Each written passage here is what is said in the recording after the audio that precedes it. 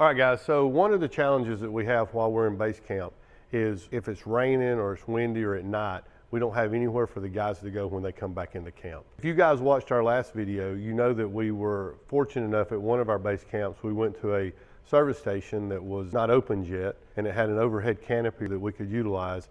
And so we had this 1,000, 2,000 square feet of space. And so we started thinking about that more and more, because if we come back into camp, we didn't have anywhere to work or meet. And we decided that we needed a structure. In the drag racing world, they would create a garage race car canopy that goes on the side of a semi-truck.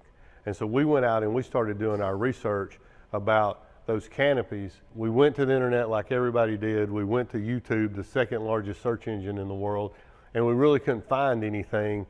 I wanted a video about how it works, how it attaches, all the different technology associated with this canopy, and it's not out there. So we're making this video because we did our research and we found it, and maybe somebody that gets in the same position as us can watch our video and they have at least an idea of how it works. So specifically what we're talking about, we took a 53-foot refrigerated trailer, and in the racing world that would be synonymous to a 53-foot car hauler, or a 13-foot 6 high trailer, 53 feet long, and we already had that platform. And so I knew that the world existed that had these kind of trailers or these kind of canopy systems. And so today I want to show you what I wish I could have found a video about before I purchased it. This isn't a how-to video, this is how we did. After I installed this canopy, this will be the first and only canopy I've ever installed. So I'm going to just show you how we did it. The people that we bought it from sent the kit, they sent all the rivets, they sent everything. And to this point, the kit that I got from them contained everything I needed. I didn't add anything. Maybe a few mushroom caps and some rivets, and I'll show you those. That's a standard pop rivet, and that's the finish that you get. That looks okay. But if you take a mushroom cap, it looks like a mushroom. And if we put it in here, then that rivet looks like a bucked rivet. But that's just because I reinforced the plates where they mounted. So anyway, I want to go over the different aspects of this system that we got from these guys. So a quick disclaimer, Larson Canopy is who we purchased this system from. National Tour, an integrated resource company, is who Larson chose to build the framework. We're not sponsored by those guys in any way. We paid full price. We bought the kit, went out and did the research, and I was most successful with the Larsens folks. Family-owned business. The guy was originally a tent maker. Went in, I'll get the story kind of wrong, but in like 1930 something or whatever, the only place you could get a canopy like this was from France. And this guy, being a sail maker, he was able to create the canopy and do it, and he went and built them one for free or gave it to them, and then he started building the systems, and I think it's become the standard in the industry, and I'm super happy with it. I wish somebody had made me a video like this. So we'll tell you about some of the features they have, the ease of setup, the ease of tear down, and how good it works, and we'll go over a couple of those things now. But the rafter attaches to the trailer with a pad eye, or they call it a rafter ring, and they send you 4 1/4-inch rivets to attach that to the trailer. Well, I made a dual backing plate. It's basically like a C-channel, and then the canopy goes into here, and there's a ring or like a rod that holds the canopy, and then the canopy comes out like this. Then the folks over there that build the rafter at that national tour, the integrated resource people, and I didn't pick those guys. That's who I think the Larsens folks has a couple of different people to work with, but I told her that I wanted the best and I was interested in it. We have a stage from a company called Stage Line out of Canada, and it's aluminum engineered, and their engineering is fantastic. Integrated resource folks, I get the same kind of feeling from engineering for the rafter kit or the skeleton frame that holds up this entire system to the trailer. So we build the ring that goes to the trailer, and then the rafter comes down, and I think there's a bunch of slang terms for this. So you basically have this little spider, some people call it a spider, and so we have the rafter that's coming down, and then these crossing bars, and I apologize if I'm not using the right term, and then this vertical pole. So what a lot of folks do is they build this rafter and these crossing bars on the ground, and then they slide the canopy down it, and then they raise this system up to get it done. You notice that I had some ratchet straps, and I X-braced that because I built mine not knowing how I was doing it the first time I did it. I built mine And this system would obviously rack because I didn't have the roof on it yet to understand how it worked, and that's why you see those. But if you build it on the ground, all the racking is taken out by the top. Once you attach the top to the framework that's laying on the ground, you get rid of all that racking. I could have mounted it up higher, but I chose to go right under it because then that gave me a place to use a urethane caulk to seal that off. So I feel like I sealed that. You know, a lot of that's not in the spec, but I think sealing that C-track or that bolt rope track to get a good seal right there, because you don't want water running down the inside of your trailer where that attaches. So then that brings me to the second thing that's an option for these folks, and I'd highly recommend it, is if you've ever worked with your granddaddy's RV or you've seen people that have put up an awning like this, I think that bolt rope and that C-track channel is kind of indicative of what you would find in an old RV. But can you imagine this 20 foot wide canopy, and you're trying to work this canopy over this trailer yourself to get that installed? Just any kind of skewing as you're putting the canopy on would be very frustrating. And there's a video out there, the only video I could find was actually a Larsens canopy, and they didn't choose to do this. I believe it was North or South Carolina, the Baptist Feed the Hungry. They had got a system like this, and it was taking 2 or 3 people to work the canopy over. What's interesting about this is I built the whole rack myself in probably 30 minutes and never done it before. It probably took me an hour because the canopy was flaked for another side of the trailer.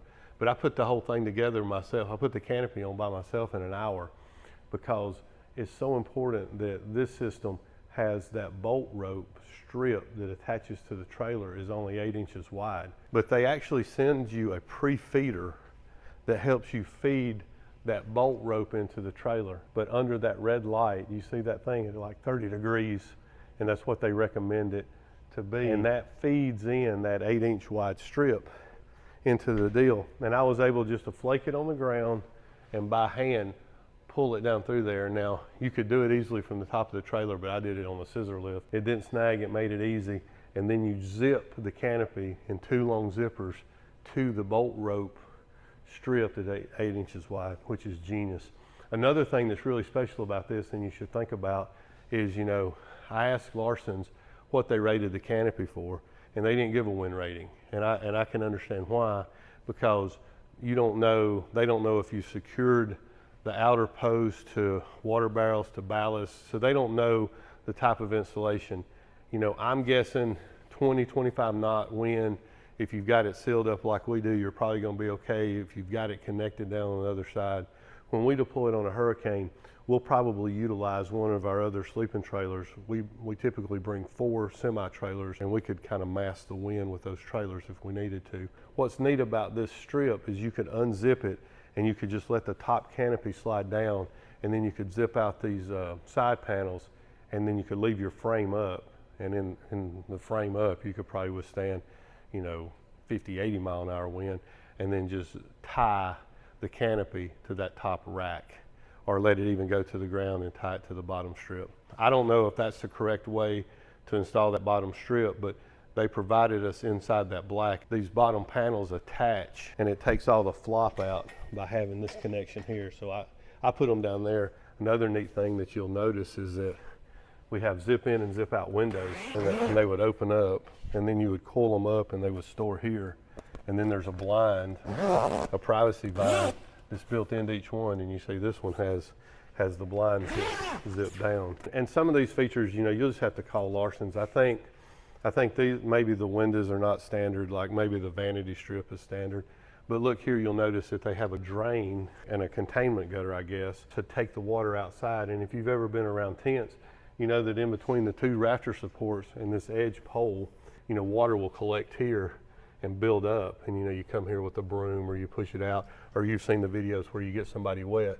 Well, these folks have engineered a drain and a portable little tube that you could either take out the window or under the canopy that's going to keep this weight from building up and stretching your canvas. Again, another neat feature of how it is. If you look here, you see how well the nomenclature is. They send us an isometric drawing of the canopy, of the frame layout, and then of where all the canvas panels go.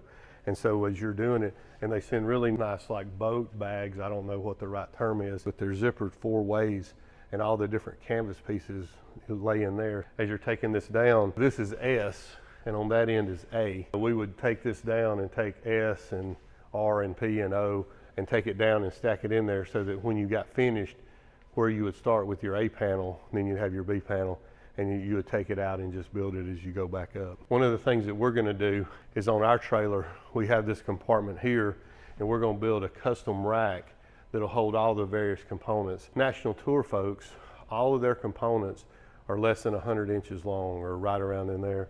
Well, you know, a semi-trailer is 102 inches wide. So every pole in this system is less than 100 inches. We can include all of them in this compartment going sideways, except for 2 poles. And that's this vertical pole right here that's next to the trailer, and then the rafter pieces. Unfortunately, when we deploy this system, we have another 53-foot semi, and we have room, and we're gonna build a storage carrier for the rafter pieces and those 2 poles. But everything else for this entire canopy system is gonna fit. But we're gonna color code them, and then we'll also have a place where they go in, and the count will be exact, so we can tell if we've got all the pieces where they need to be. Once you put it up, you can just glance at the storage and know that you've picked up all the pieces. This entire system fits in 2 bags. Unbelievable system. All the hardware on the tent is, you know, plastic or fiberglass or fiber or something, so it doesn't rust. Well sewn. The Larson folks can tell you, but there's 3 different coatings. There's a UV protectant, there's a waterproof protectant, and then there's a fire rating. You know, that's something that you don't think about, that you get a tent like this, you go to a venue and the fire marshal comes up and he wants to know what your flame rating is, and they have a engineering stamp for all 50 states. So you can set the canopy up with confidence that you're not gonna get shut down by a local fire marshal or something, that you have it. And we're gonna upgrade our lighting. You can see we have some old incandescent 500 watt. Our video guy likes it, so we got some white balance lights, LED, that we're gonna replace those with. We're gonna do some electrical upgrades and all that, and you can follow on with that. The entire system fits in this bag and this bag. So this one has, you know, bag 1, and it says canopy roof, and this one is labeled like bag 2, and it has all the side panels. Another thing that I didn't mention is they send you these little filler strips, and let's say that you're on uneven ground, and maybe this interface between right here where you have this vertical bolt rope that's coming down, and let's say the trailer was kind of angled or something, you want to put it up, having those little filler strips gives you the ability to add 2 inches in the system wherever you need it. Obviously here it's so well engineered, you could deploy it with just the top. You know, this panel right here, you can see this is a zipper line. Again, just unbelievable, the level of engineering, the level of quality. If you take care of it, you know, it could last you for several years. All right, so this is probably a little different video, so we'd love for you to subscribe.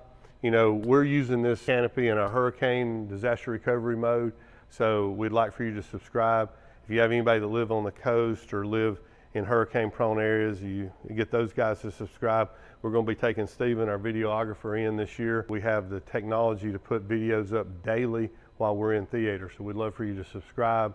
Send this video to somebody. If you have comments about you have a canopy and there's things that you would suggest that we're not doing correctly, or you see a mistake we made, let us know.